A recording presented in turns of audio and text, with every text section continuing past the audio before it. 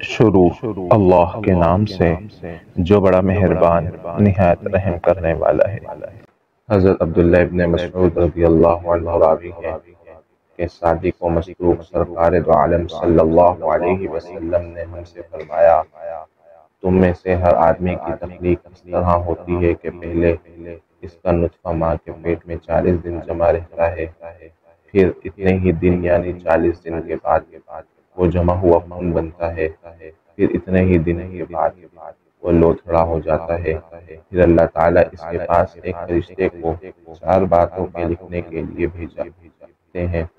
چنانچہ وہ فرشتہ اس کے عمل، اس کی موت کا وقت، اس کے رزق کی مقدار اور اس کے بدبخت و نیک بخت ہونے کا اللہ کے حکم سے اس کی تقدیر میں لکھتا ہے۔ قسم ہے اس ذات کی جس کے سوا کوئی معبود نہیں، تم میں سے ایک آدمی جنت والے کے سے عمل کرتا رہتا ہے، یہاں تک کہ اس کے اور جنت کے درمیان صرف ایک ہاتھ کا فاصلہ رہ جاتا ہے کہ تقدیر کا لکھا ہوا آگے آتا ہے، اور وہ دوزخیوں کے سے کام کرنے لگتا ہے اور دوزخ میں داخل ہو جاتا ہے۔ تم میں سے ایک آدمی دوزخیوں کے سے اعمال کرتا رہتا ہے، یہاں تک کہ اس کے اور دوزخ کے درمیان ہاتھ بھر کا فاصلہ رہ جاتا ہے، تقدیر کا لکھا ہوا سامنے آتا ہے اور جنت والوں کے سے کام کرنے لگتا ہے اور جنت میں داخل ہو جاتا ہے۔ مشکوٰۃ المصابیح حدیث نمبر 82۔